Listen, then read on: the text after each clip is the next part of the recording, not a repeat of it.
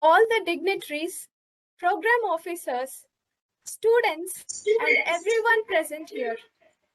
Today we have gathered here for a training session on menstrual hygiene, do's and don'ts for a healthy period. Although menstruation is a normal process, it is linked with several misconceptions and practices resulting in adverse health outcomes. Hygiene-related practices of women during menstruation are of considerable importance as it has a health impact in increasing vulnerability to reproductive tract infections. Today, millions of women are sufferers of reproductive tract infections and its complications, and often disease is transmitted to the offspring of a pregnant mother. Women having gained better knowledge regarding menstrual hygiene and safe practices are less vulnerable to reproductive tract infections and its consequences. Therefore, increased knowledge about menstruation may help in mitigating the suffering of millions of women. So, NSS CELL of NTR University of Health Sciences has taken this initiative in conducting the training session as a part of women empowerment. I am Dr. Kirti Mekhla, NSS volunteer of Dr.N.T.R University of Health Sciences, studying first MDS in Department of Periodontics, Sibar Institute of Dental Sciences, Guntur. Now I take the privilege to welcome Dr. Vivekanand Garu, NSS Program Coordinator of Dr.N.T.R University of Health Sciences, Andhra Pradesh. We welcome you, sir, to deliver a welcome address. Thank you very much, Kirti. I think you have invited Vice Chancellor Sir and Registrar Sir and Madam also. So once again, welcome on behalf of NSS Dr.N.T.R Health University, all the dignitaries and program officers and some of the program coordinators of various universities all over India, and students and participants. So it is most privileged to have the program today because Menstrual Hygiene Day and Awareness Program conducted every year on 28th May to bring the knowledge, awareness about the do's and don'ts and create a healthy environment among siblings, society about health and natural process of menstruation. As a part of our culture, we respect women since ancient times. As you all know, yatra namarestu pujyante ramante tatra devatah. Where women are given honor and treated well, gods are pleased and reside there. Lord Shiva has dedicated half of the body part of goddess to Parvati, so only called Ardhanarishwarudu. Implies we give equal importance to the woman in our culture. Even though having such a rich culture, ignorance and lack of education about personal hygiene, adult education, etc., made all of us think the discussion about all these aspects are considered as much personal in the society. Even though the education system has changed from Gurukul to the Western education, civic sense and knowledge about women's needs have not yet changed, even in 21st century.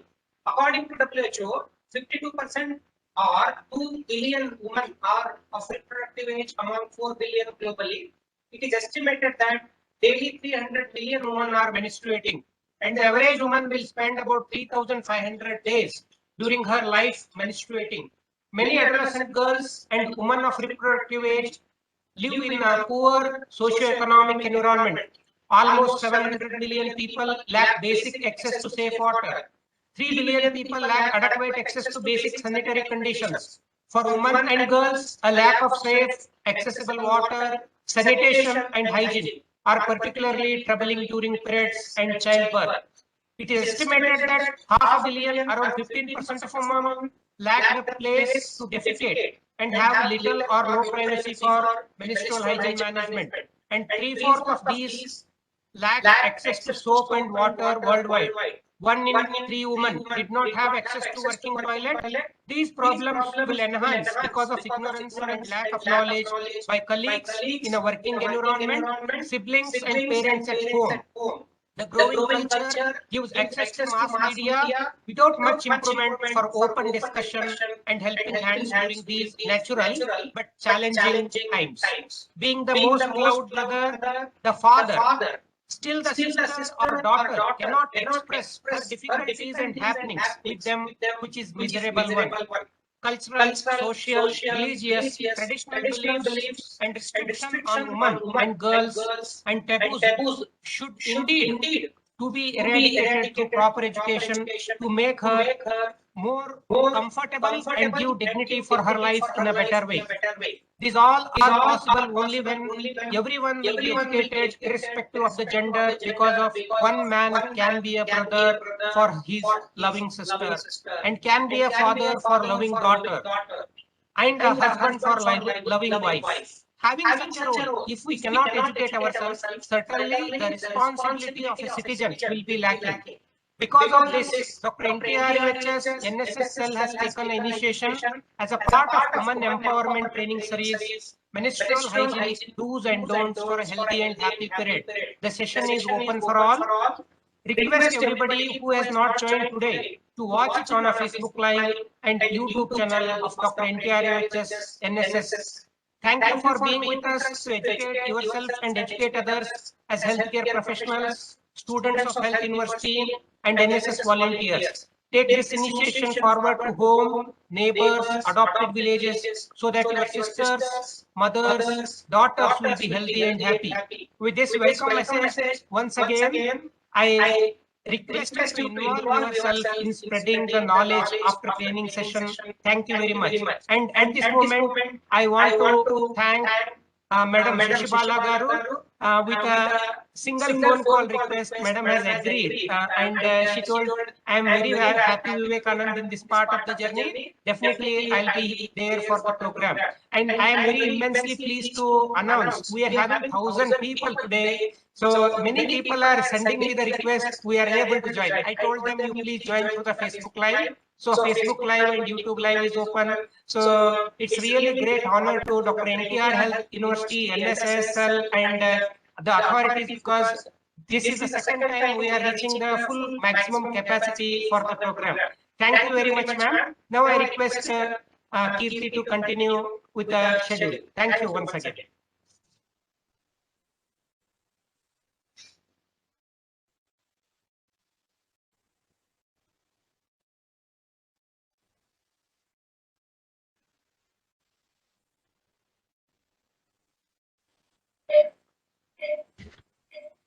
Thank you, sir, for your valuable words.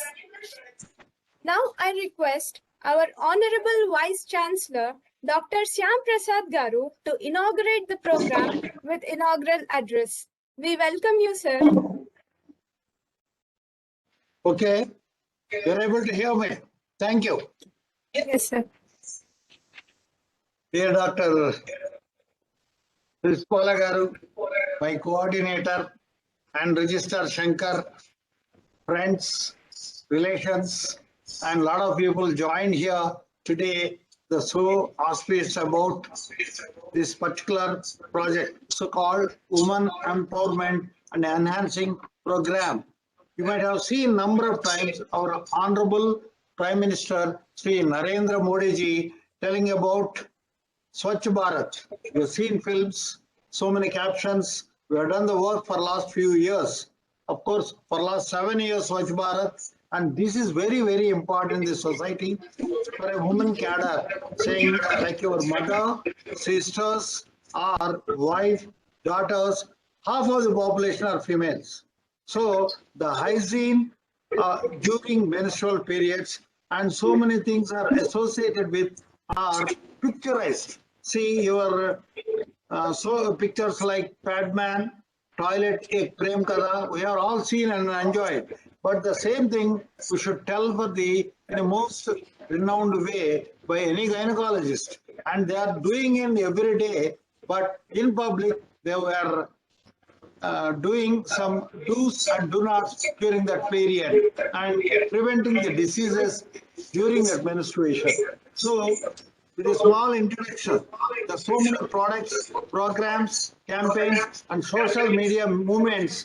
I request Madam Garu to go ahead with so many things, and we wish her all the best for this menstrual hygiene and empowerment of the woman in an indirect way. Thank you very much, Dr. Vivekanand, for giving me this opportunity to share you the wonderful program. The concept is belonging to him, and every week he comes with us a new concept and make us more energetic in this age group and conducting webinars like that. And more than 1,000 people are visualizing like this wonderful event because of you, friend. Go ahead. Thank you very much. Best wishes. Thank you very much, sir. Thank you, sir. Now I would like to introduce Dr. Avidneni Sesibala Garu to the gathering. Menstrual Hygiene Day is organized on May 28th to raise the awareness of the challenges women and girls worldwide face due to their menstruation and aims for good menstrual hygiene management. Its vision is to create a world in which every female can manage menstruation in a hygienic way whenever she is, in privacy, safety, and dignity. Menstrual practices are influenced by taboos and socio-cultural restrictions for women as well as adolescent girls. Coupled with it, the lack of access to menstrual hygiene, which includes sanitary napkins, toilets in schools and households, availability of water, and safe disposal, could restrict school attendance, social mobility, and contribute to local infections during this period. Some of the activities to promote the menstrual hygiene management in India are the Right of Children to Free and Compulsory Education Act in 2009, Menstrual Hygiene Scheme launched by Ministry of Health and Family Welfare, Government of India in 2011, Swachh Bharat Mission and Swachh Bharat Swachh Vidyalaya, National Rural Livelihood Mission, Guidelines for Gender Issues in Sanitation in 2017.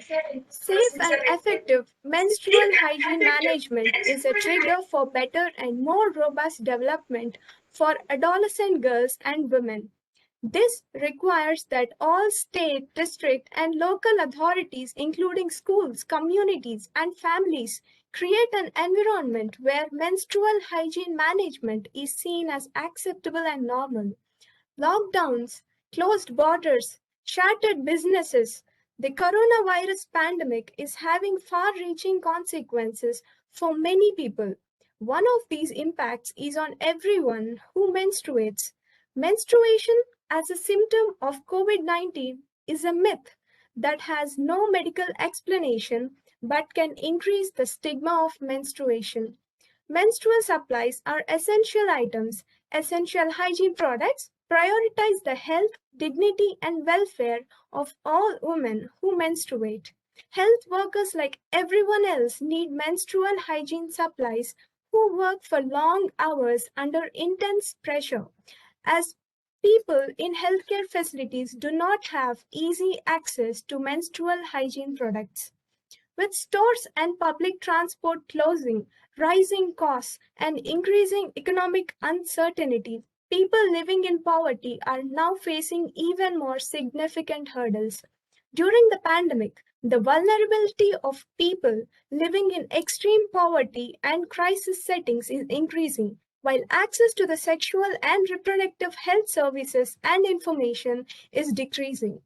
Preventing COVID-19 goes hand in hand with good menstrual hygiene, like providing water, sanitation, and hygiene services, as the communities are now facing a shortage of these. Information about menstrual health and hygiene is hard to come by in the pandemic. As education and health services have been disrupted, so has the flow of basic information about menstrual health and hygiene. More than ever, We must find new, creative ways to educate the people about menstruation, to spread positive, accurate information about menstruation, both to raise the awareness and to end the stigma and shame.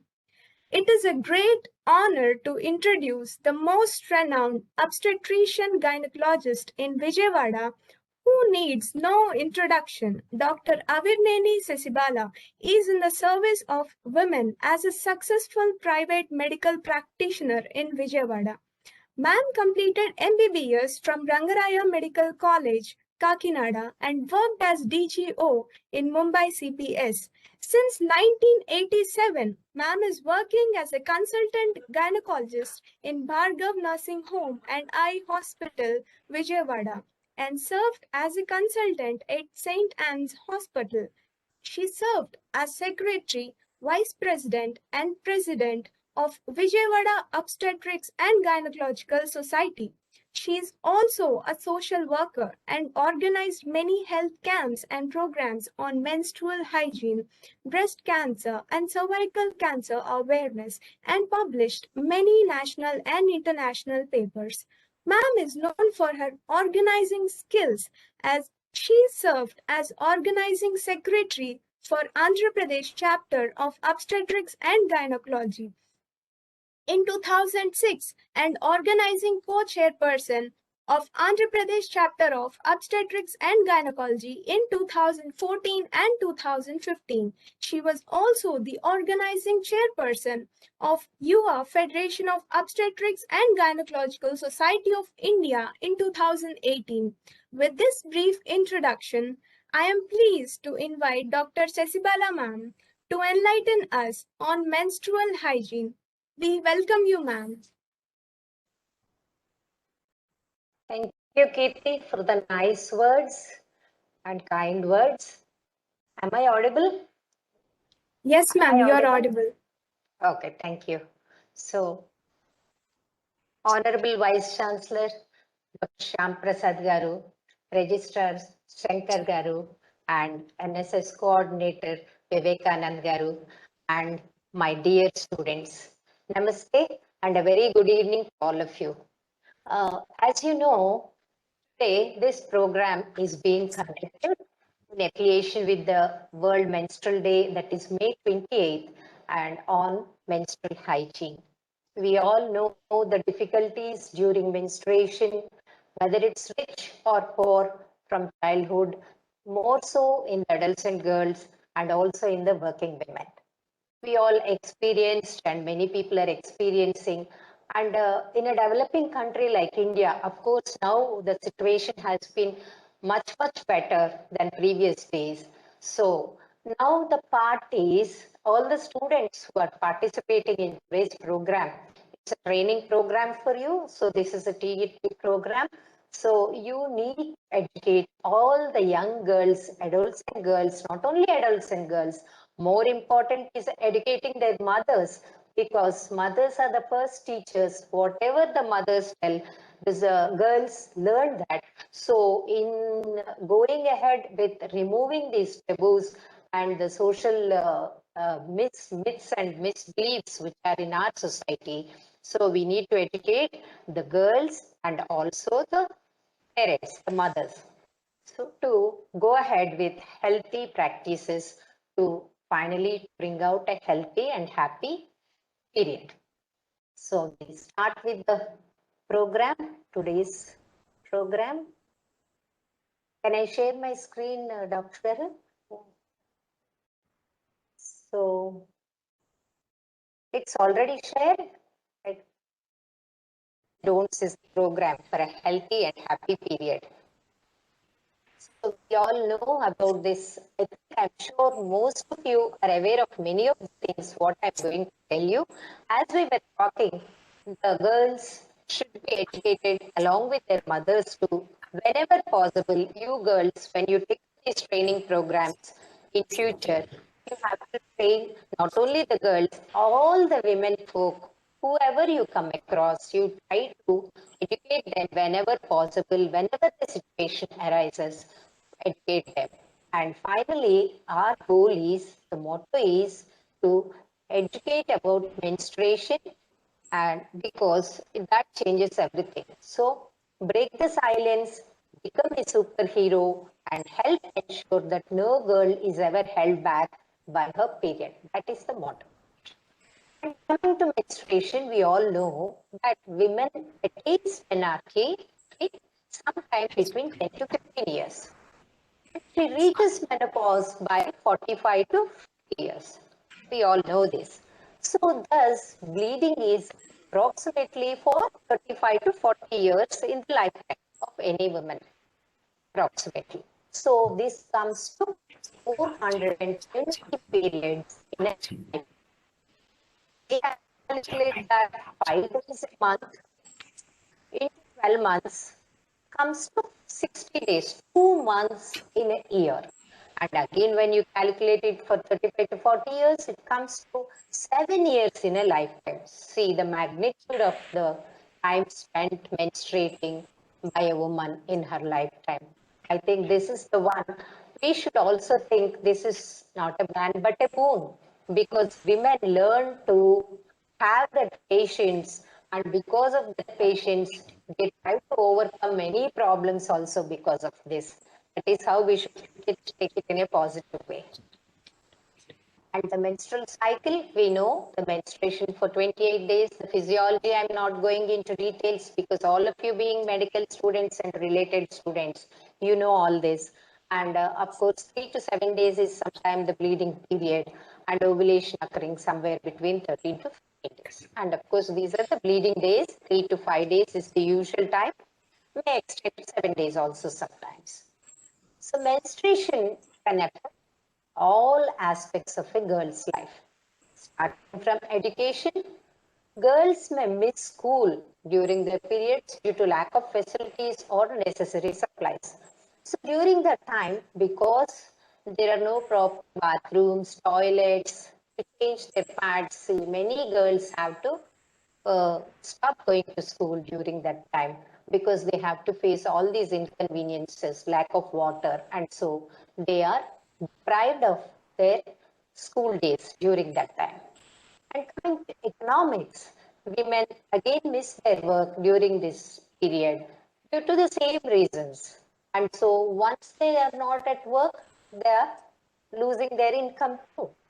And health, use of these improvised sleeping soap, menstrual hygiene materials can lead to infections, and that causes health problems, vaginal infections, and sometimes with STD infections. They can even land up with pelvic infections. And dignity, this is used to be seen more so in the previous days, but even now in the rural areas or in the backward areas, still we come across girls suffer from discomfort.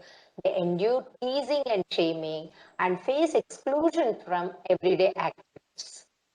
And participation, girls may be distracted or less productive during school, work, and other activities due to pain, discomfort, and fear of leaves.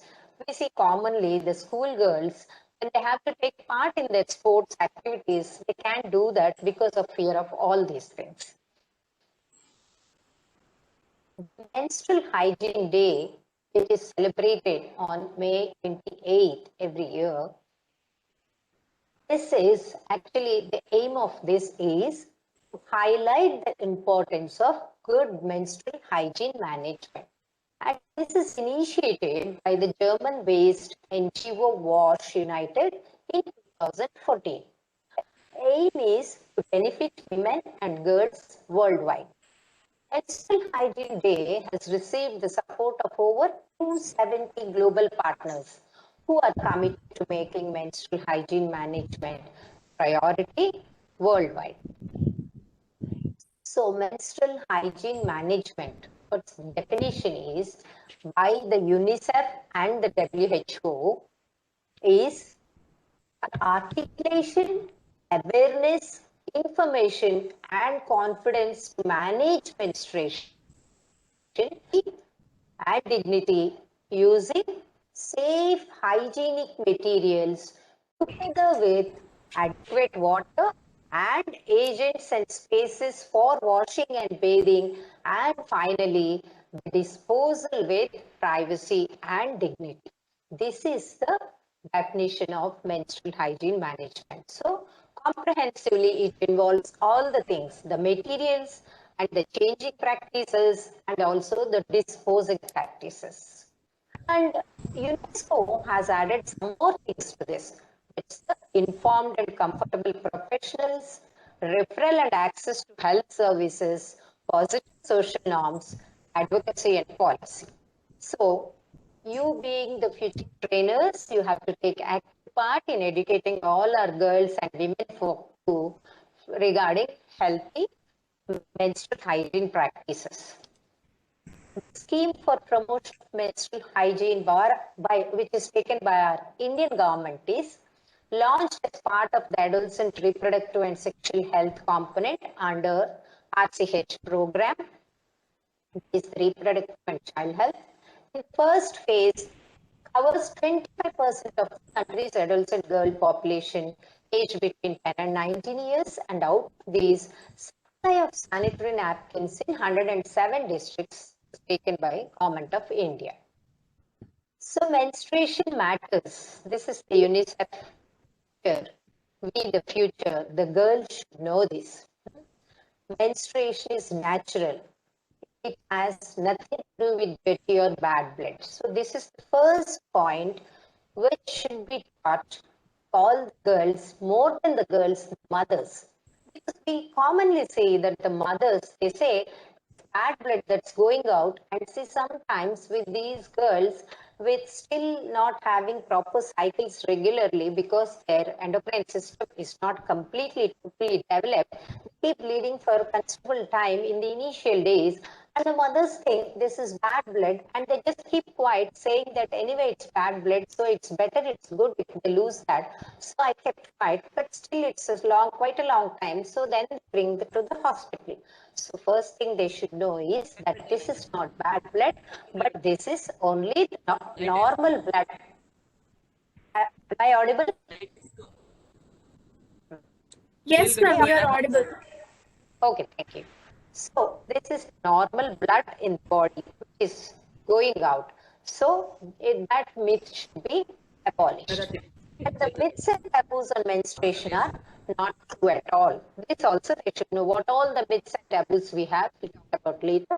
And so that also should be told to them that it's not true. Girls have right to attend the schools. This is very important. This social aspect we have to take in a big way. If during menstruation, all students, all girls should go to the school and they should have good care with respect. There is nothing to be ashamed about menstruation, and we can contribute to breaking the silence. So the confidence should be imbibed in the girls by all of us that this is normal thing and there is nothing to have any shame or anything on this aspect, but just be quiet and hide. So this is time to break the silence. So coming to the hygiene management, menstrual hygiene management. So the right measures to be followed and what are the things that are being followed. So how do you to manage the periods? What are all the available things that are now people are using? Sanitary pads, cloth, tampons and menstrual cups. These are all the available things to use during menstruation. How long can a sanitary pad be used? It should be changed usually for the majority of the people who are bleeding normally, it should be changed every 6 to 8 hours, at least every 12 hours. Do not keep it till it is fully soaked, because once it is fully soaked, there is a problem with it gets stain and leak. The other thing is infection. It's the greatest hazard. And customers changing schedule to one state. See, because some people may bleed more, they need to change it more frequently, of course. And some people maybe they can change even 8 to 10 hours. But the thing is, 12 hours is even if there is no soaking or even not even straining, without totally absolutely no strain also, it needs to be changed after 12 hours when it is in situ there, because again it can catch infection even without straining. So how to dispose the used pad? This is very important. Paper, not just bag or anything, even a plain paper is also equally good, a newspaper or something, it should be kept on that and then wrap it like this so that the blood is not exposed and nicely discarded in the bin. And when there is no facility for a bin, if it happens to be thrown out somewhere also, disposed outside also, when it is wrapped up, it is clean and not an odd sight. So discarding the napkins properly is very important, because once it is just simply thrown away without covering, it's not a good sight, attracts flies and insects and spreads infections, because it's completely blood. We know blood is a very good culture for all the bacteria. We all know that. So that is how diseases are spread. So wrap before discarding and do not flush the pad down the toilet. This point again should be insisted to all the young girls right from beginning, because it can clog the toilets and choke because it smells. And all toilets should have covered dustbins, at least a dustbin, whether it's covered or not, in the in primitive areas. And should be washed well after discarding the pad. So personal hygiene and cleanliness is very important. That also should be insisted. They should wash their hands every time when they change the pad. And the daily shower is one thing which is very important. Personal hygiene with mild soap or body wash, and just the same thing can be used for the vulva and rinse well. Using some special soaps like hygiene washes, that is the pH, acidic pH washes, which have the lactobacillus also available, because the vagina is always an acidic media to prevent infections.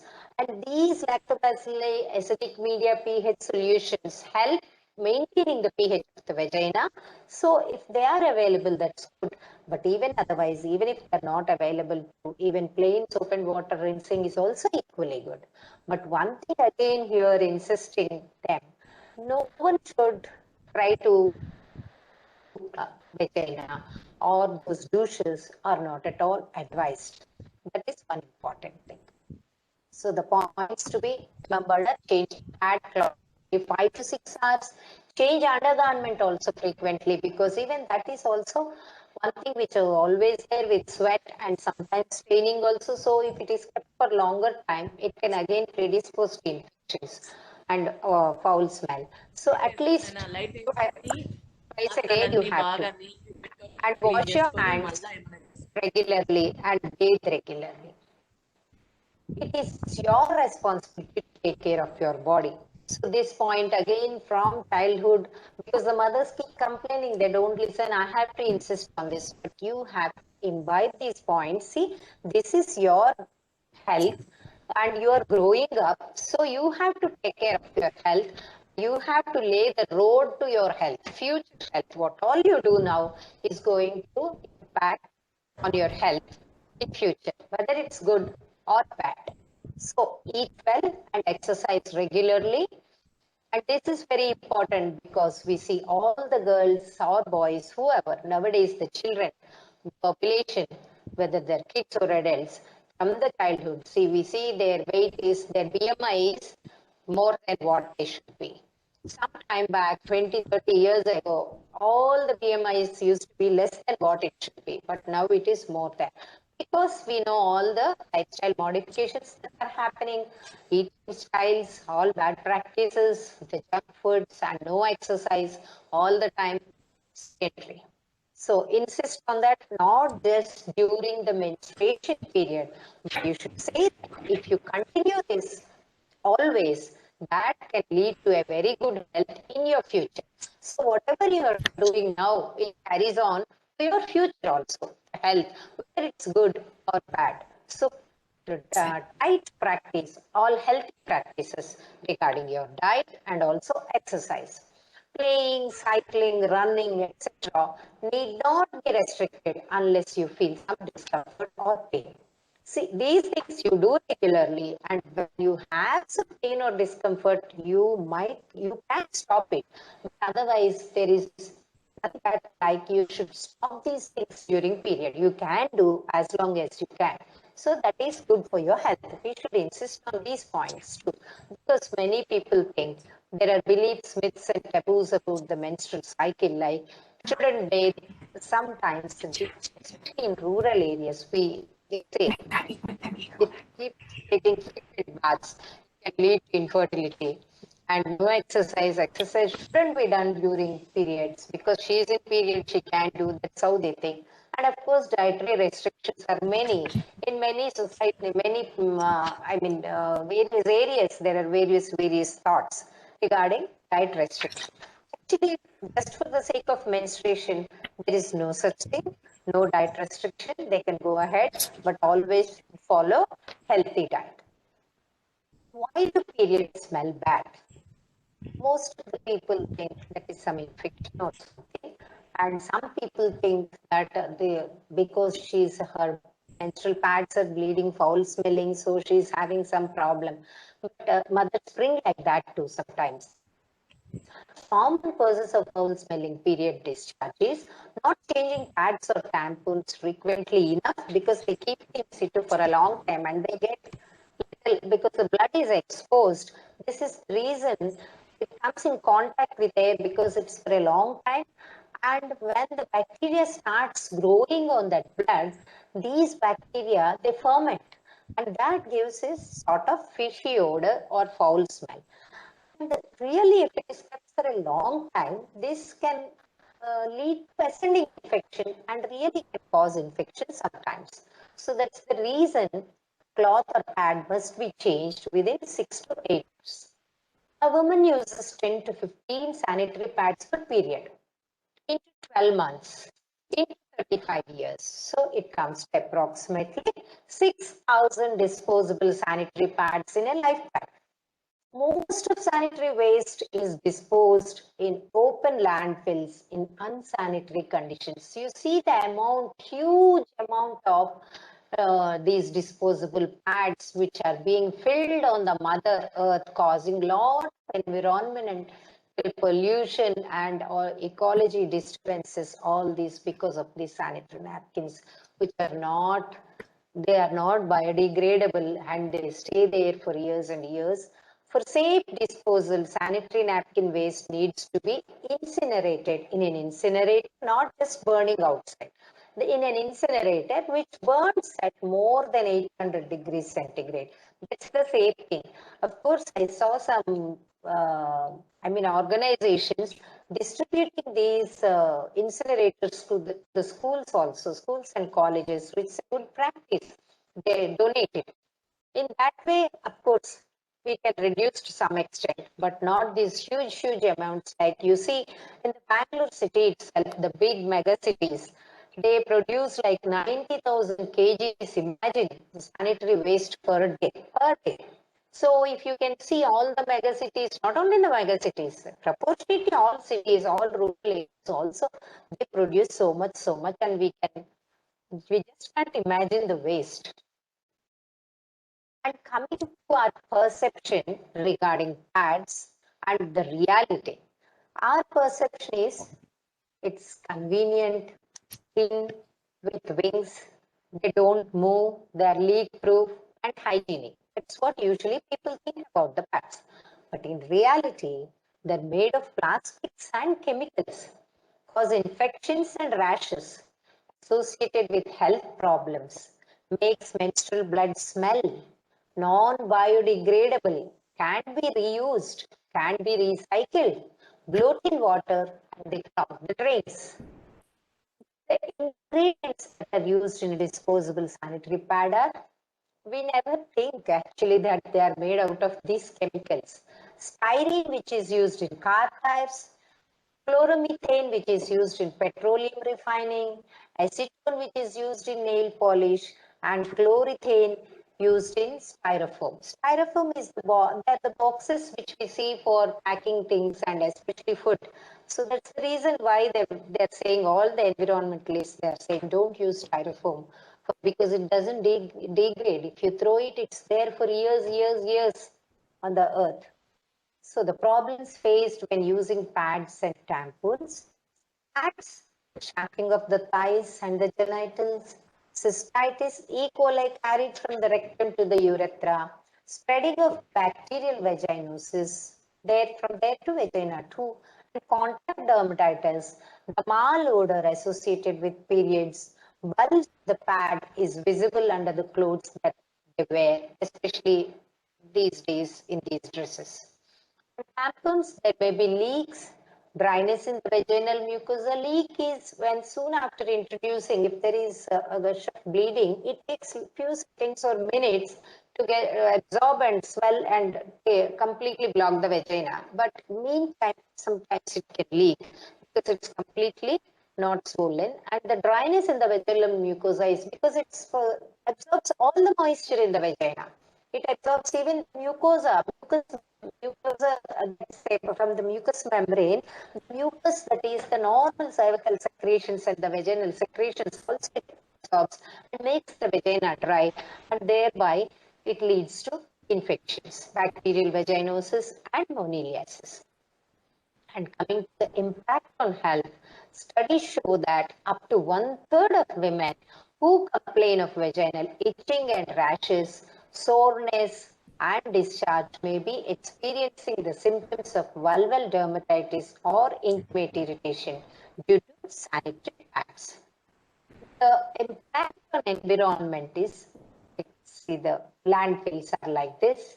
We commonly see, this is a common scene for all of us, common sight. Cannot recycle or reuse, dump in the landfill and takes hundreds of years to degrade, serious environmental and health effects. Disposing natural resources, if burnt, produces dioxins and furans.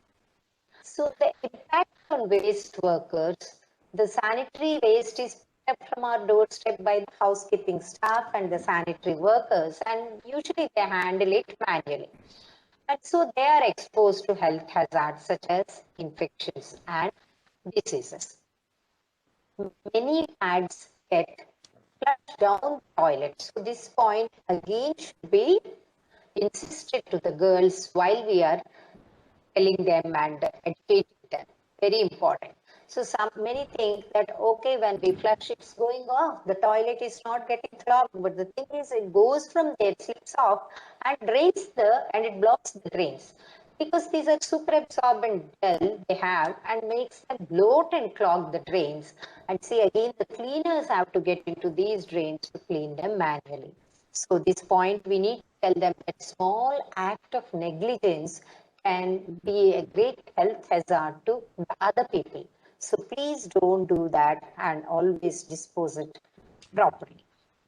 So when we look at the solutions, because of these pads, tampons, diapers, which are made out of chemicals and plastics and causing health and environmental problems, what are we to do? Alternative things which are good. They are the cloth pads, menstrual cups, and cloth diapers, which are reusable, biodegradable, and better for health and the environment. So solution one is the cloth pads. Cloth pads are healthier, greener, they're leak-proof, fasten to underwear. And when the money spent on the sanitary pads in 10 years is around 12 to 45,000, because we all know how expensive they are. But the money spent on cloth pads in 10 years will be somewhere between 5 to 8,000. That's almost like less than, it's more than 4 to 5 times when compared with cloth pads. So maintaining hygiene of a used cloth pad is also easy. It's simply soak in water for half an hour or so and scrub softly with hands and with mild detergent and sun-dried. Coming to the menstrual cups, the next thing is the menstrual cups, reusable menstrual cups. So all these menstrual cups are reusable. So there are different kinds, many varieties. menstrual cups. They're healthier and greener, completely safe, and they are made of the medical grade silicone most times. This material is what we see the bottle feeding nipples on the feeding bottles. The same thing made of, we see those nipples, soft nipples. It's the same material, medical grade plastic. We see even our catheters, urinary catheters, silicone catheters, they are the same. They collect menstrual flow rather than absorbing it. They don't absorb, they just retain it, collect it. They form a seal with vaginal walls and they don't leak.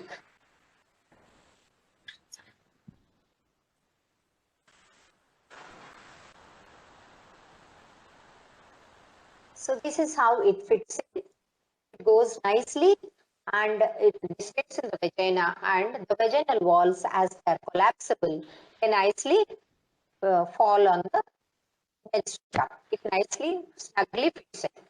So this is how the cup should be inserted. Just wash your hands and pinch the cup either this way or just fold it and then introduce into the vagina. Just push it inside and just leave it and it untwists.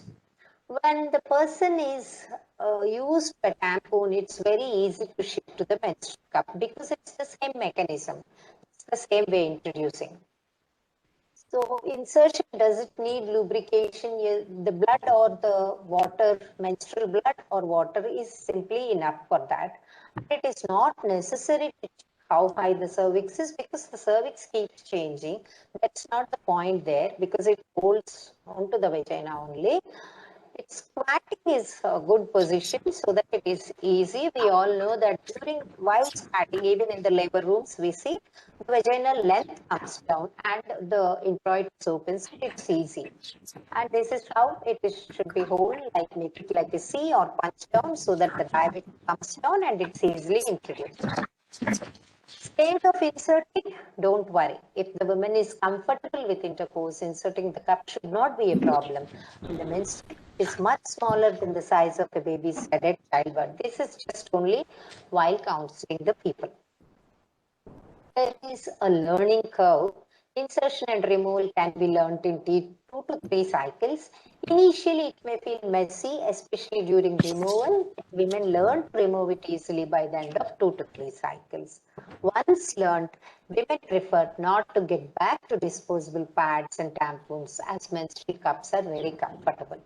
One good thing is they should be asked to start using it during, not at work in the daytime, not while going to school because they are scared about it.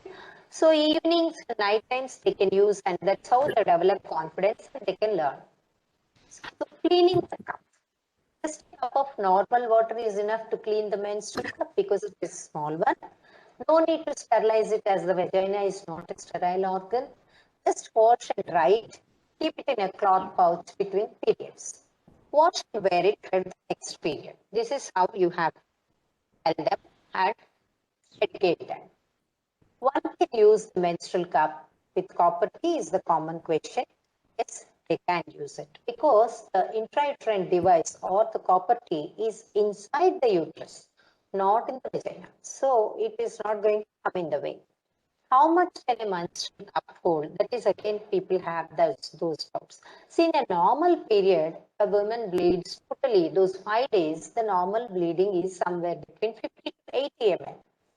The menstrual cup can hold about 15 to 23 ml. Emptying once in 6 to 8 or 10 hours is more than adequate. Can be emptied as per the individual flow patterns, depending on their menstrual blood flow. It can be even 3 hours or 10 hours. So once they start using it and check every 4 to 6 hours, they'll be knowing how much has filled and they eventually they'll know when to remove. So it's all again individual, it should be customized according to their needs. Advantages of menstrual cup. No backflow is possible as the cervix contracts if the liquid is introduced. If it comes in contact with the liquid, automatically the external os contracts.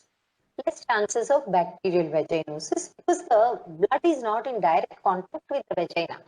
There is the cup between. So the blood is within the cup. and the walls are outside the menstrual cup. So there is no direct contact between blood and the vagina.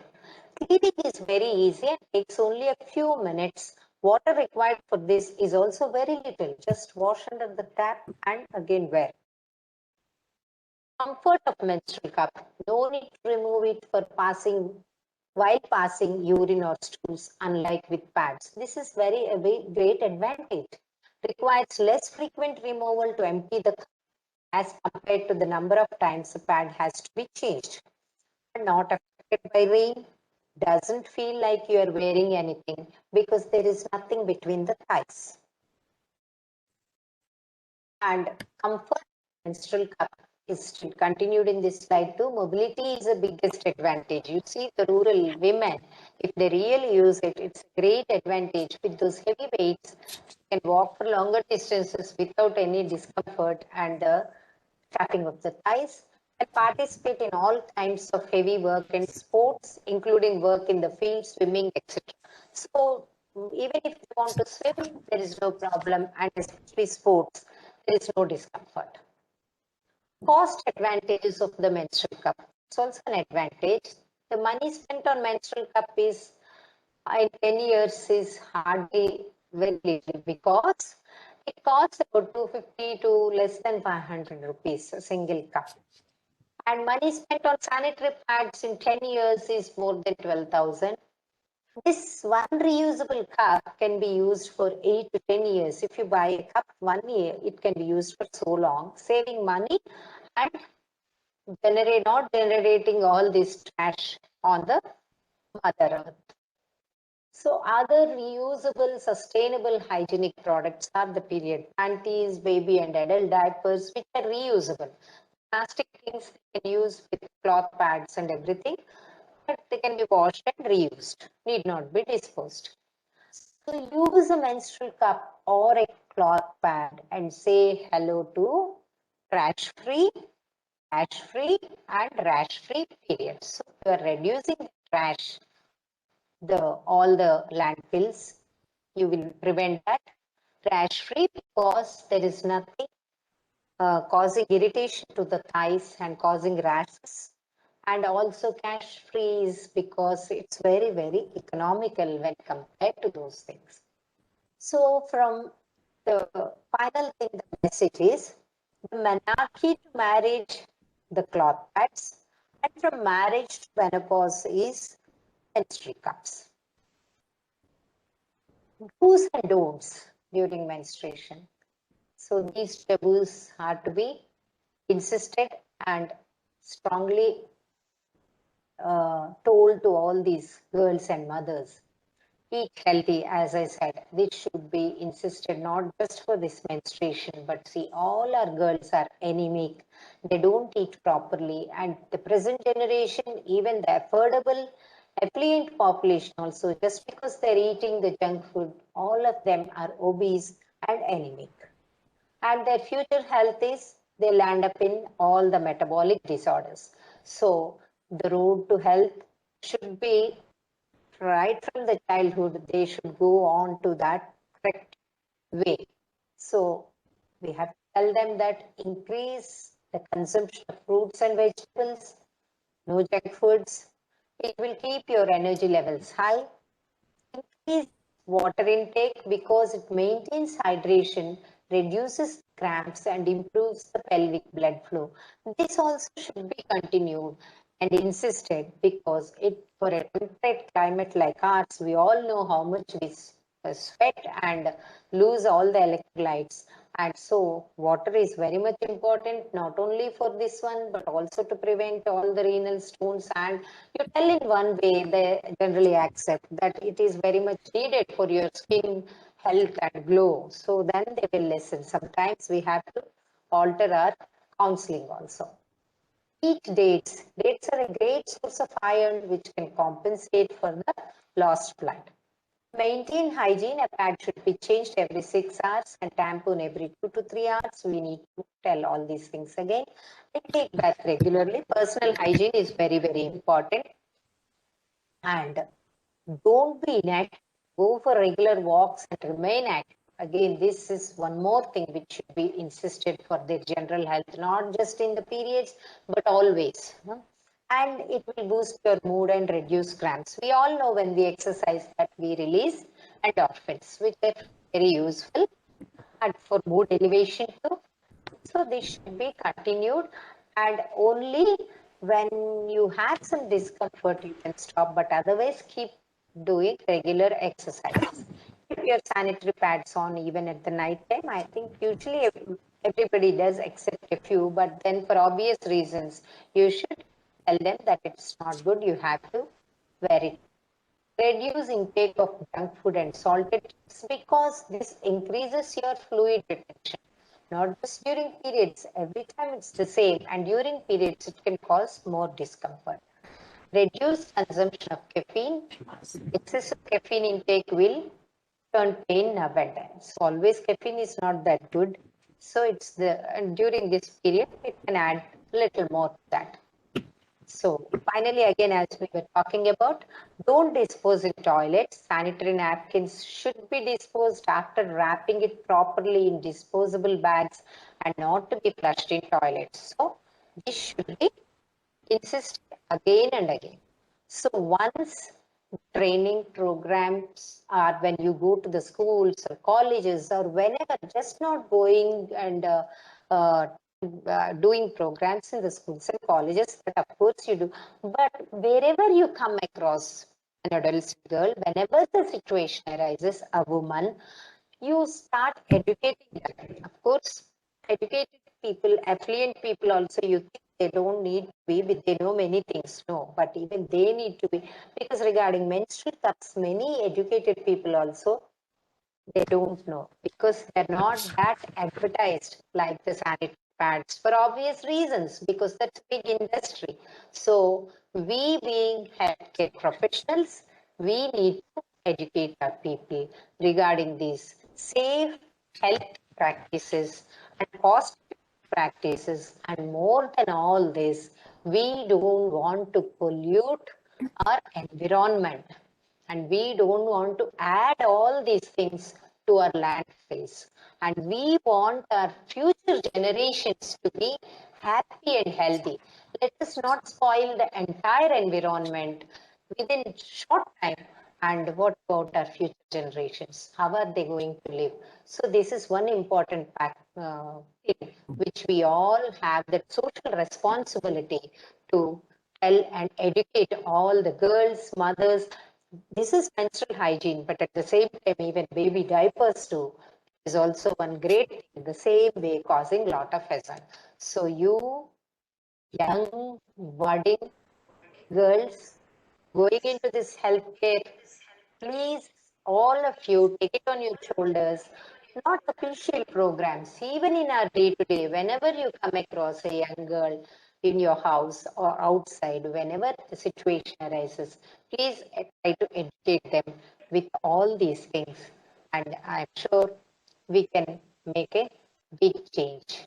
Thank you. I thank our Honorable Vice Chancellor Garu and Shamprasad Garu and Registrar Shankar Garu and Vivekanand Garu for giving me this opportunity, and I'm very happy to participate here. And all the students who logged in today and for your patient hearing, thank you. Thank you so much. And if you have any doubts, I'm happy to answer them.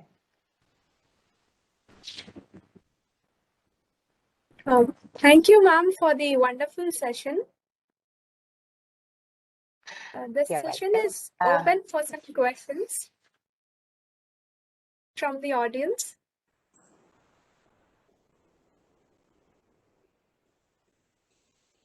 Ma'am, thank you very much. I think Dr. Kirti can continue.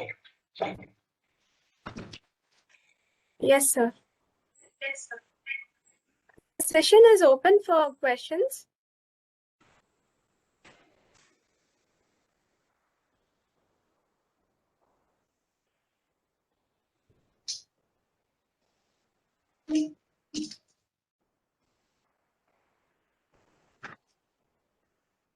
Ma'am, here are some questions received from the audience, ma'am. Are the cloth pads hygienic? Cloth pads are hygienic. Of course, you have to sun dry them and reuse. They're very hygienic and should be made of soft cotton. Even if you make it yourselves also, they should be soft cotton and sun dried. Definitely very hygienic than these sanitary pads.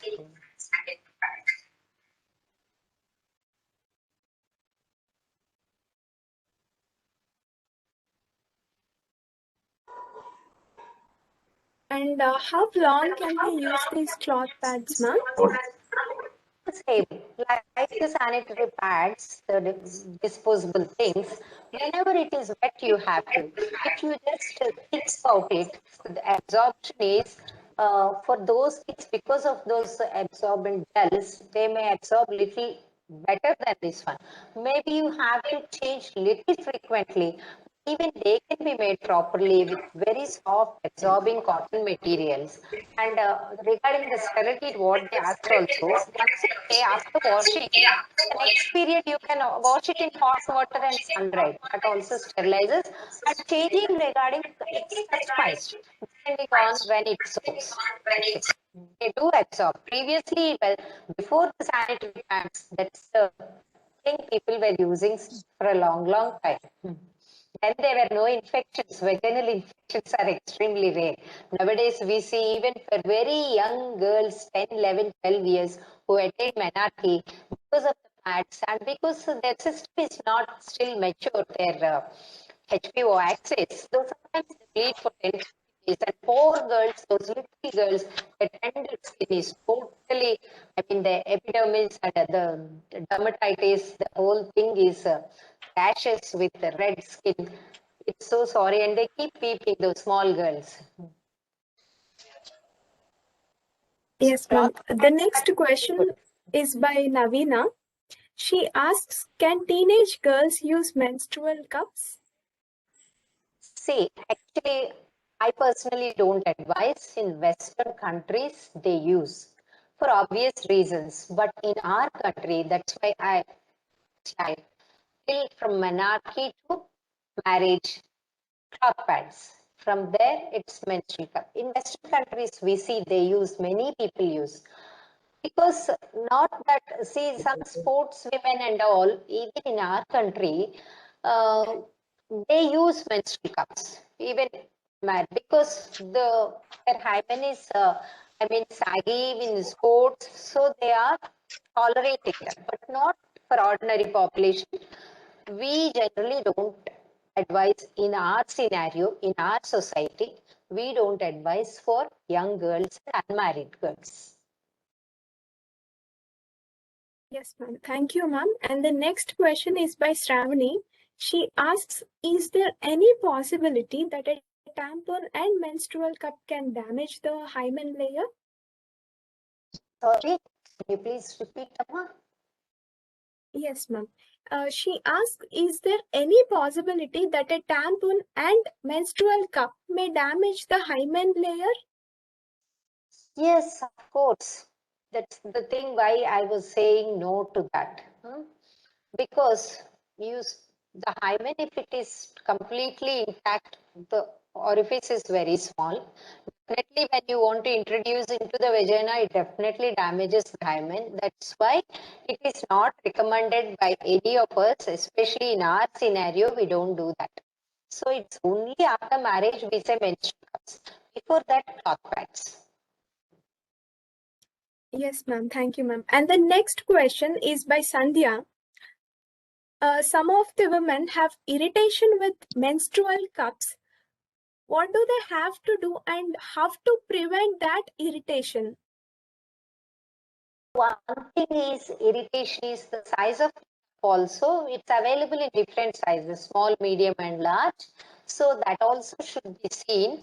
And the cup also, after finishing, after washing, properly washed and dried properly without any infection. See, suppose it's not dried properly, not washed properly, again there can be some colonization of bacteria. And once again, when it is introduced inside, for that matter, anything, it should be very clean. So that might be one reason. But see, latex can cause allergies, but silicone causing allergies is extremely rare. Usually we don't see that, but in some rare cases, because we just can't say no to anything, because some people may be allergic to anything. If it is only the material that is causing allergy, if they can figure out that thing, then of course probably I think they can't use it. But that because we keep using all the silicone catheters, everything, we don't see rashes with that usually. So that's an extreme scenario. Main reason could be, of course, there is some bacteria left on that because of not proper washing and storage of the silicone cup for the next period. That could be done. Yes, ma'am. The next question is by Navina. She asks, is menstrual cup suitable for women who bleeds heavily? Yeah, it should be, it suits. Only thing is, as I said, it should be customized. They have to, probably they might need to empty it every 2 hours, 3 hours, 4 hours, depending on their heavy bleed. They will be knowing when the cup is full. So the frequency should be altered. Only thing is, again, when she is bleeding heavily, she needs any privacy, whether it's a pad or a cup or tampon, whatever it is, to change. Anything should be changed. So in that scenario, cup is much better because it holds more than what a pad holds and a tampon holds. So cup is much better than the other two things. Yes, ma'am. The next question is by Satvika. Ma'am, I have seen severe cramps during periods. What are the home remedies to reduce the pain without taking medicines like mephthal? I don't think there are much home remedies except some hot water fermentation. But I don't think, because this is only some people, some patients, they keep telling us, I gave hot water fermentation, but still she's having cramps. But I personally think these small things, they don't help much, because we all know the reason. Because the prostaglandins that are released, they cause the myometrial cramps, the contractions. So we need to give something to relieve that pain. If it's tolerable, that's fine. If it's not tolerable, people think, why taking all these painkillers? That's why she's tolerating. We tell them, see, those young girls, there's no need for them to bear such severe pain. They can just take one tablet, which usually clears the pain within for 6 to 8 hours. And usually that's the common time lag where the pain usually disappears within that time. All the prostaglandins, usually it's only for the first day. It's a rare scenario. It continues for 3-4 days. Then we have to look into the other reasons. Yes, ma'am. There are just few more questions, ma'am. By Suparna. During period, taking painkiller medicines, are they safe? Of course, because it's only once in a month. You take once in a day, or one a day, or second day too. But if this pain is going to continue for second, third, fourth day also, then we need to look into the other reasons. That's what I'm saying. Whether they have endometriosis or something, such things like that, or adenomyosis, we need to again. Simple menstrual cramps are not that bad at all. Usually gets relief with one Meptol or any antispasmodics one day, or at most the second day morning. That's it. Yes, ma'am. This is the last question, ma'am. Is it dangerous to use regular sanitary pads even after periodic changing and following the hygiene?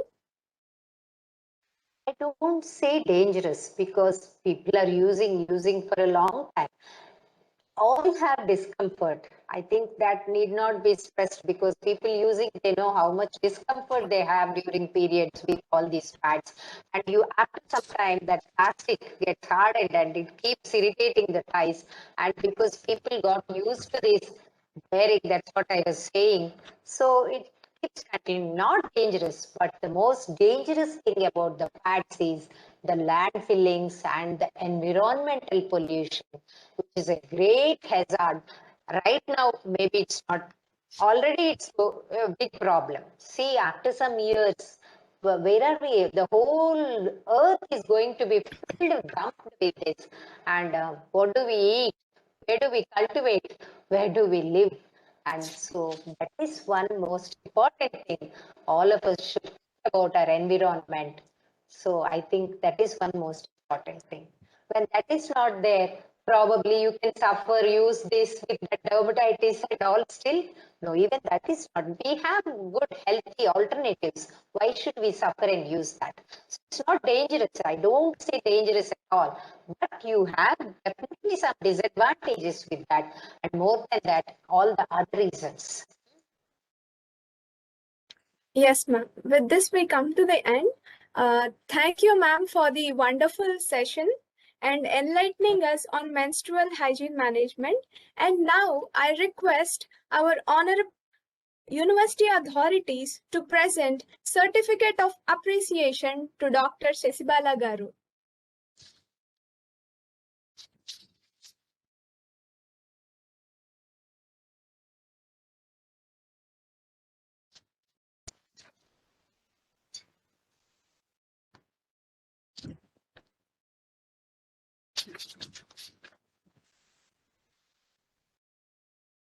Thank you, ma'am. Your session was truly inspiring to all the women and men out there, ma'am.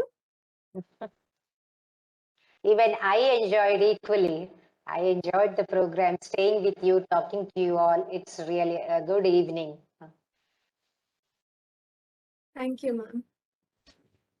Now I request our Honorable Registrar, Dr. Shankar Garu, to conclude the program with concluding remarks.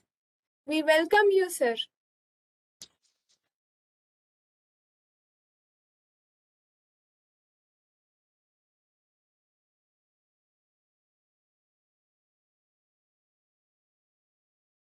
Is it audible?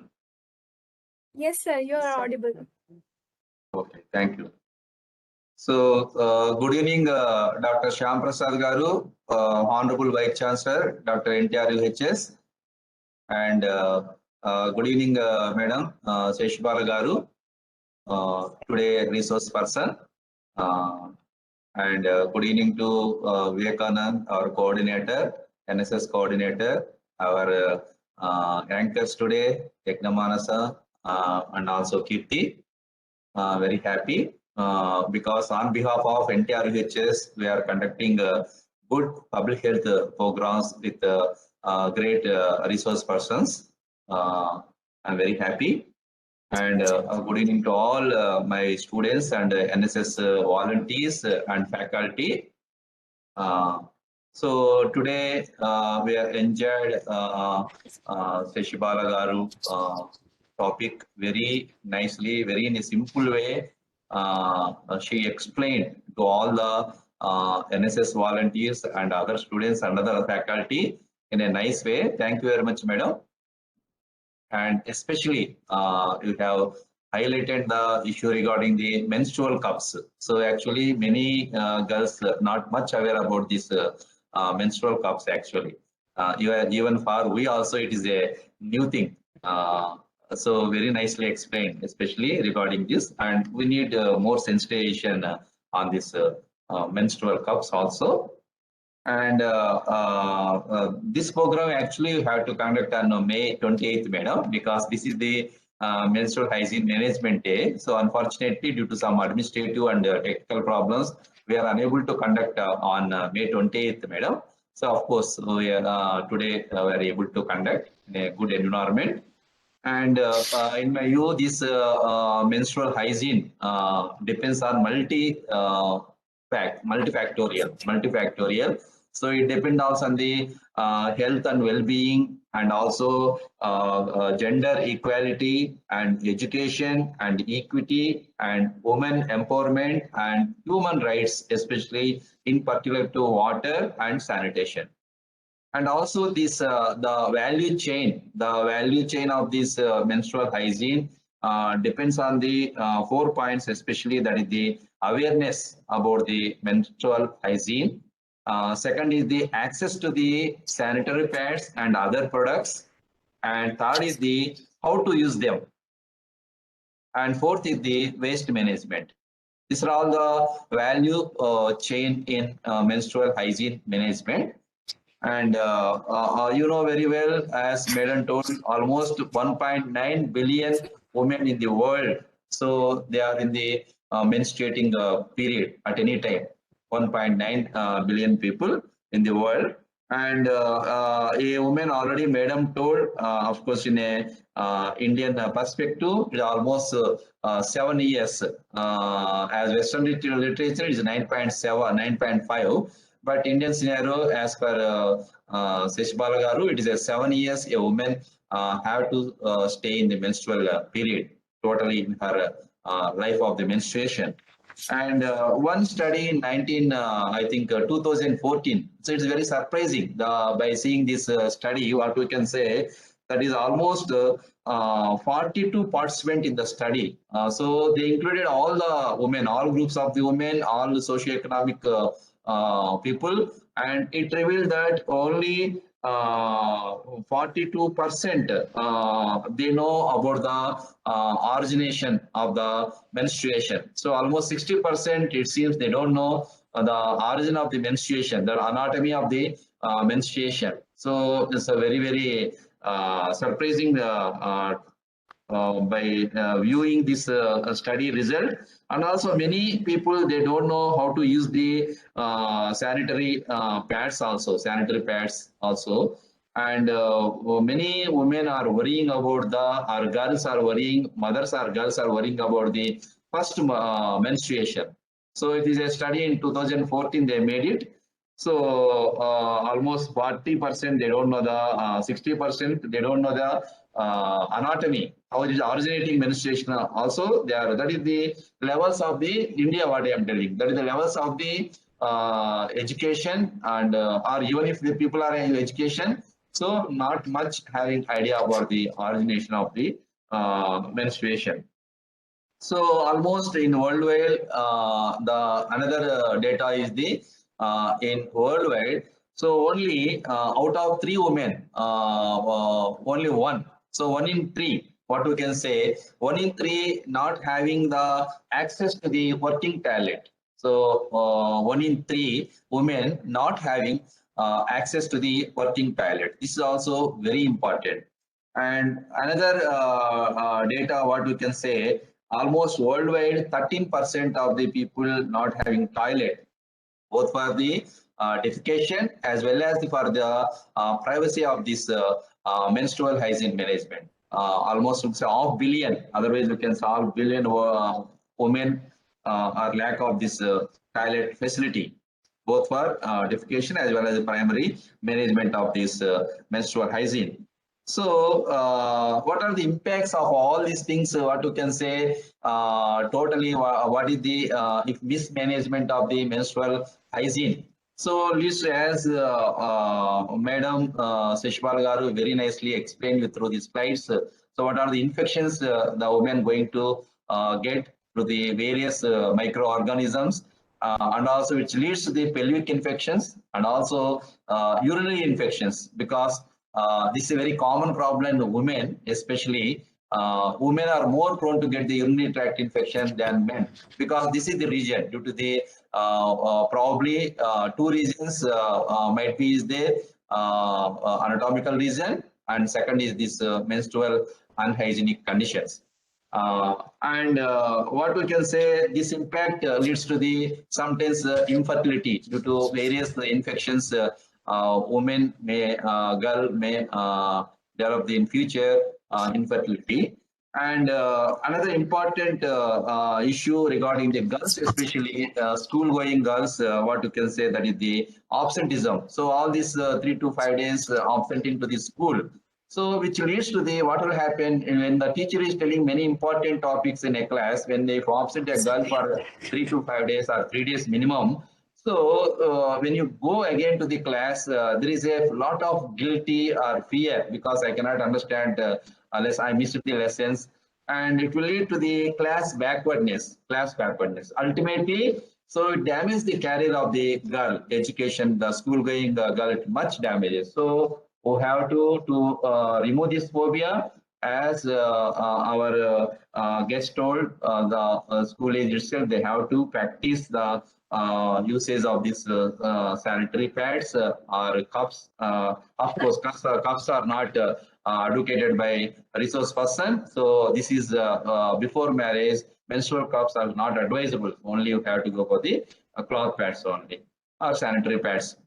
And here we would like to talk about what is the responsibility. So impacts are over. What is the responsibility being as a, because today this class, this resource person came to you and told not for you, actually this is not for you, because you are all undergraduate students and postgraduate students, and for the resource person came to you to educate you. First you should able to get the first you should be educated with various available material, how to use and everything, and you know, almost you know, but whatever the technique you should be able to grasp today. And you have to go, when you are going to the adopted villages, being NSS volunteer, when you are going to the adopted villages, you have to advise the people of Indian women who belong to the very low socio-economic system, and also group, and the school children, especially government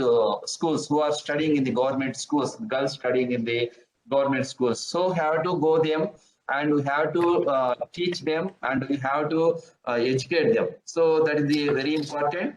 And second thing is this is the first educating and sensitizing the girls and women of the India in front of the NSS volunteers. That is the main target of us.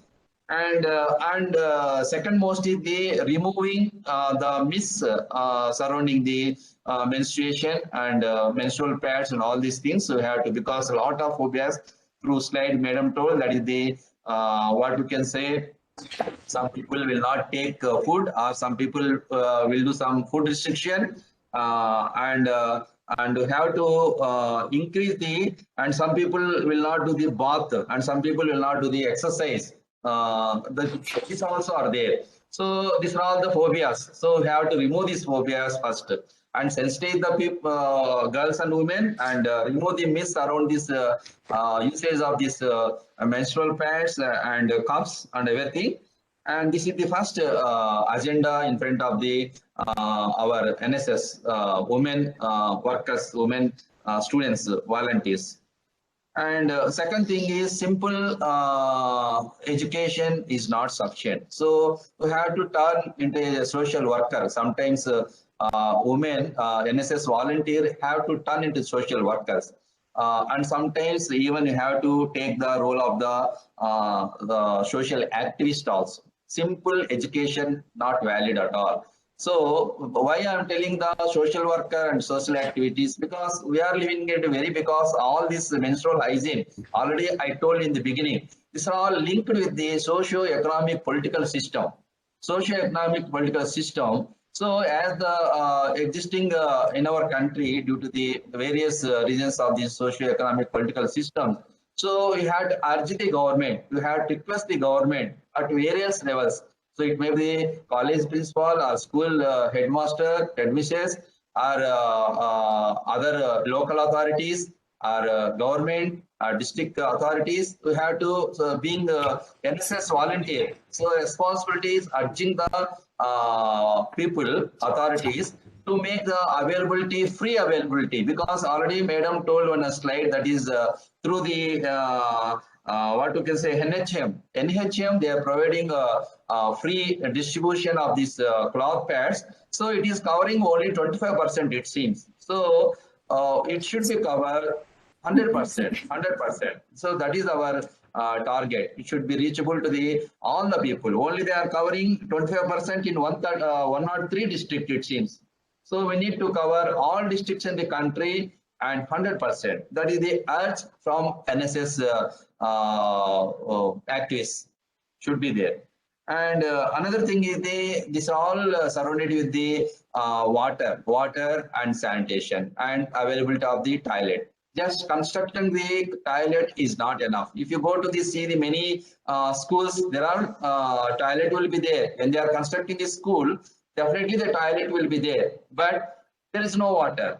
Even if water is there, only some period will come, for 1 hour it will come, then it will be stopped. So it is not like that. The water supply should be continuous in a toilets, and toilet facility should be, washroom should be good enough to use by the girls. So these are all the basic fundamental requirements for the girls.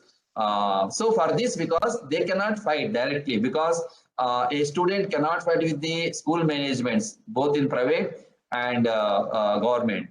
Of course, private a little bit better when compared to the government, but government or private, the students cannot urge the authorities. The NSS volunteers, you can go and urge whenever the problem is there, you can focus. Because being Indian citizen and being women, we have every right to urge the authorities and to provide the basic amenities to the girl students and certain areas, laborer people where they are working, that is laborers, what you can say. The working place also, they have to, industry investment people, they have to provide this toilet, washroom facilities to the women where they are working, for the women where they are working. So these are all the things without just simply follow menstrual hygiene. It is not practicable for all the sections of the Indian girls and women, especially government setup. And finally, I would like to conclude the waste management. This is also, I have my personal experience. I worked before coming as a registrar. I worked for 5 years in the as a warden for UG girls and PG girls together.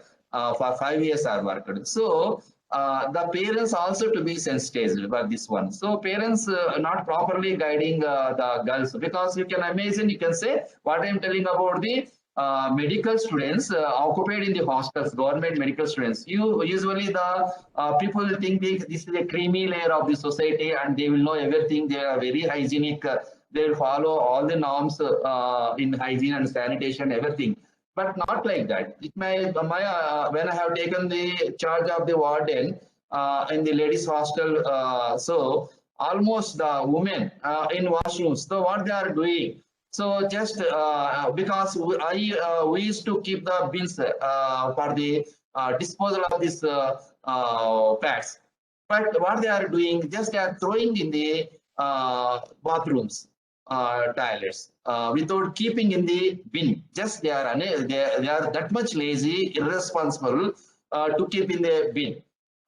Just they are throwing away. And workers, other side is the workers, women workers also, they are also reluctant because they have to touch and they have to remove these pads. So what they are doing together, both girl students, inmates of the hostel, and hostel workers, female hostel workers. So they are removing the lid totally, lid over the drainage, and throwing into the drainage pipe. So finally, so when I have taken the charge weekly twice the drainage problem. So I used to bring the plumber immediately, because it's within hours you have to rectify it, the plumbing rectification. Otherwise, the backflow of the water will do so much damage, and you know very well. So what are the consequences of if you are not removing the drainage? So every week, every twice a week, we used to bring the plumber, break the pipes, and remove all these garbage and everything. We used to do like that. So that is a lack of the, of course, gradually I reduced it, and finally in private management, no problem. The government, when an occupation of the medical students I am taking UG and PG, you can imagine. So what about other places also? So this is a problem of the social welfare hostels for women, and all government school girls hostels and college girls hostels. This is the major problem. We have to focus. First, we have to educate them. And of course, private colleges, private hostels, they have a lot of disciplinary actions will be there. There is no much problem. But government, as lack of the disciplinary action and also sensitization program, they will do like that. So I used to correct. I made them completely stopped all these practices, and I made it tight lid over the this one. And they used to pick up that suppose even the warden kept like that, they used to break that lid. But with the disciplinary action, I made like that, because here, what is the fact I would like to impose is the educated people and their parents, what they're telling their daughters. So this is the situation of the Indian scenario of the parents also. So they have to tell their daughters. Of course, I cannot comment all the students. More than around 50% students will do this one. 50% students will practice a normal way. They will do everything. This is also a very important factor. So with this, I think we are concluding. That is, in conclusion, because this is my responsibility, the concluding remarks in 4 points. As I already told, the first factor is the educating and sensitizing girls and school girls and other women. That is the primary objective of the NSS volunteer and other people. And the second is to remove the myths and phobias around the menstruation. And third one is to make the available. So we have to urge the government and other stakeholders and private managements or NGOs, non-governmental organization, to provide to our, especially who are working on governments, who are studying in government setup, government schools, to provide complete free cloth pads to all the girls who are working. Similarly, in the working place of the laborers, these two have to being NSS volunteer. You should turn into the social activist, social scientist, social worker, and social activist also. Otherwise, you cannot do this activity. Just with sensitization, you will come back. Then result is as usual. And the people will not buy also. Commercially available is very costly. So this is very difficult to buy for a government going girl student. So girl student. So that's why on behalf of NSS, I urge all the authorities concerned to provide all girl students at free of cost. They have to provide in all places. As Madam told, some places they are providing. Madam told 15 per cycle. So they are providing, suppose even I am seeing papers and some state government, they are providing 2, 3 pads or napkins they are providing. Is it sufficient, madam? It's not sufficient, I think, as per your norms. So that is not should be there. They should be complete. They have to, as you said, 10, at least 10. 10 they have to supply, not just a show, giving 2 like 3 like that. That is also urging all the concerned authorities and also requesting all the authorities, because this is we have to turn India into a new India. That is the responsibility of the NSS on behalf of the NTR UHS. And finally, waste management also in detail. Madam told how they are unhygienic because pollution, eluding agents. This pads also is there. But in future, you have to take into the consideration of the global warming and pollution.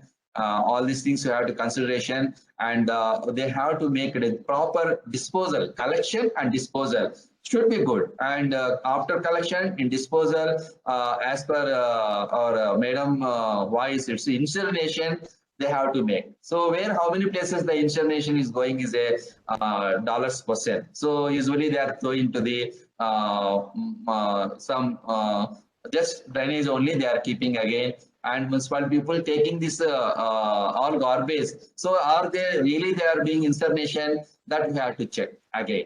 So carrying this waste material or waste management is a crucial. Waste management is a crucial regarding this problem. I think so.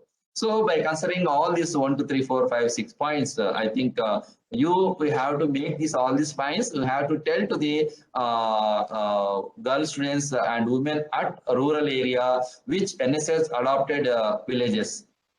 So I think I hope that you will carry all NSS volunteers will carry this job successfully in future. So with this, I am concluding. I am very thankful for giving this opportunity, our Vice Chancellor and Vivekananda. Thank you, sir. Thank you, Vivekananda. You can proceed the next program, next activity. Thank you, sir, for your valuable words. We have a small announcement to make. We have provided the feedback form in the chat box, and we request everyone to fill in your details in order to receive the copy of certificate, because very few students have filled the feedback form. So please fill it. And now I request our NSS Program Coordinator, Dr. Vivekanand Garu, to deliver the vote of thanks. Thank you very much, Kirti. At the outset, it is a program which we are going to close. As Registrar Sir very well said, it is not the closing, it's the beginning of the program, because today on all the volunteers will carry what Shashibala Madam has told. You keep yourself educated and educate your home and your neighbors and your adopted village. That's how the program starts always, and it will be never ending, because this is a cycle. The cycle has to continue and education has to continue, because ignorance is a death. So we don't want to die in the ignorance. Instead, we want to be educated ourselves and educate the neighbors and villagers and everybody, so that you can live in a good, healthy nation. So let me thank all the university authorities. First of all, I thank our chairman of NSS, Dr. Shyam Prasad Garu, Honorable Vice Chancellor of Dr.N.T.R Health University, being with us, and always he is an inspirational person, and always he is permitting us to conduct the program in spite of busy schedule and COVID lockdowns. Sir is always with us. Thank you very much, sir, for your gracious presence. Starting from the program till end, sir is there in the cabin and sir is watching all the program. Thank you very much, sir. Now I thank our registrar, sir. Always, sir is inspirational, and many of the time, all the program, sir will be giving take-home message through the concluding remarks, because concluding remarks are very, very important for all our volunteers, program officers, and those people who are working in the fields, because it is very, very necessary. After listening, if we won't implement, certainly the programs will not going to be successful. So I request all the program officers and NSS volunteers, as per the guidance of our Honorable Registrar Sir, we are going to implement and will make sure that these data will be collected from the end of NSS CELL Dr.N.T.R Health University, and it will be presented at the end of every year and every month after review meetings of program officers. Thank you very much, sir, for your valuable time and being with us and gracing the occasion and making this program grand success, sir. I thank Shashibala Garu, because Madam is a busy practitioner, but with one phone call, she really accepted the invitation without any second thought. Just I called Madam and said, Madam, we wanted to go ahead with some program. Then Madam was saying, what you want, doctor? Then I said, Madam, we are going to have these many number of people. And it was astonished. Madam was saying, why can't we will have some more training sessions? I told, let us have a beginning with one small training session for all our volunteers, students of Dr.N.T.R Health University, joined by some other university volunteers, so that they can carry the information. So thank you very much, ma'am, with your profound knowledge. Certainly, as an NSS program officer and a surgeon, and being a citizen of India, I feel it is utmost my duty to carry the information to all my NSS volunteers and fellow NSS program officers to implement in the adopted villages, so that we can be healthy and we can reduce the waste also, because nowadays our Honorable Prime Minister is saying you reduce the waste, because waste management is very important. We have to give the healthy environment and healthy nation for future generations. It's not the way we are going to live, but we are going to leave the healthy environment for our future generation. Thank you very much, ma'am, once again for your great, and it is a very much pleasurable and nice evening, and listen to you with what we can say very much adorable knowledge. Vivekananda. Thank you very much, sir. Vivekananda. So yes, here Vice Chancellor wife also is a famous gynecologist. So can you share with the madam's opinion? Yes, sir. Yes, sir. She madam can, because madam is madam, there. Please come, madam. Yes, madam is there. So I think Vice Chancellor sir is calling Madam. Don't worry. So she is a famous gynecologist at Vizag, like our Seshibala at Vijayawada. So Yes. actually, she. Namaste, Namaste, madam. I Namaste. request you please speak a few words on this occasion, madam. Being gynecologist. I'm happy. Actually, మీరు కూడా Rangaraya medical college student ఏనండి? Maybe your sister, I know, Usha Bala, Ruma Bala, I know. She was my just junior. హాస్టల్లో అంటే నాకు mask లో తెలియట్లేదు ఇప్పుడు after so many years mask ఉండేసరికి బట్ అంటే హాస్టల్లో మిమ్మల్ని చూసి oh okay I can recognise so I'm so happy to see you and nice to meet you after so many years maybe మీరు అసలు I think you left some time 76-78 లో we left in 80s. So nice to see you, Andy. Very happy to see you here. And sir, wife got inka happy.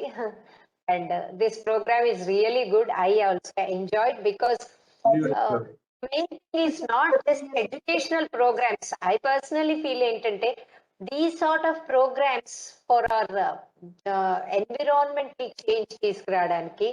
As sir was saying, Shankar Garu, see, even educated people also, they just don't put that much mind on these small things. So we should insist, train even our people and then other people. Thank you, madam. Nice meeting you. Thank you very much for your participation. You were highlight today for your program. Today is your highlight. Accidentally, we got famous gynecologist on the scene. Thank you. And I'm happy because I could see you and meet you, my senior, and in the hostel also. Now I recognize. Okay, Andy. We meet out them sometime personally. We will. Sure. Welcome, madam. Sir, go ahead, sir. Yeah. Go ahead. Yeah, thank you very much, ma'am. Today we have our officers better half. Like I told in the beginning, Ardhanarishwarudu. So Parameshwarudu has given half of the body to the goddess Parvati. Certainly here we are seeing both madam and sir for our program. And certainly this message has to be carried by all the brothers, sisters, fathers. So who is going to give the helping hands? Because many of the time it's very difficult for the sisters, even mothers, to explain to the husbands and the sons. So you please go and get a pad for your sister. It's very difficult. In such a scenario, it certainly is going to give the healthy environment because the madam has given the good knowledge for everyone. Until now, we are having more than 500 volunteers and students who are attending the program. Certainly, I feel when they are going to implement it in adopted villages, then it is going to be a successful program. I thank at the outset from NSS CELL, Dr. Kirti Mekala, NSS volunteer of Dr.N.T.R University, studying in Sibar Institute of Dental Sciences, and Degne Manasa, she is NSS volunteer of Dr.N.T.R University, studying 3rd MBBS in PSIMS, Pinamnini Siddhartha Medical College. So thank you, both of you, for being with us. And in the beginning, there was some technical hitch because we could have more than 1,000 participants where the bandwidth has become low and we could not able to manage little. But I hope everybody has listened, and even we are ready to share the YouTube video maybe tomorrow. Usually what we do in Dr.N.T.R University NSS CELL YouTube video link is there for educational purpose. All the training videos will be uploaded into the YouTube so that they can see and they can spread the awareness about this. Certainly in future, as a part of women empowerment program, so we'll be keep calling madam, and you please visit our, when we are going to open with the lockdown of COVID, certainly we are going to talk about COVID and menstrual hygiene and COVID and women health. So all these things, because we could have more questions in the chat box, but because of the time constraint, we are constrained ourselves. Instead of 5:30 to 6:30, we have went on till 7:15. So I thank all the participants making this program grand success, and everybody, including my staff, Prasad and Premchand, who is VC Sir's personal secretary, always they are all helping with us in technical hitches, and they will be with us. So with this, once again, I thank everybody from my bottom heart, making this program a grand success. Thank you, ma'am. Thank you, one and all. And please stay safe, be safe, wear a mask, 2 gaj ka duri, mask hai jaruri, until we get 130 crore people of Indians vaccinated. Thank you very much. Thank you all.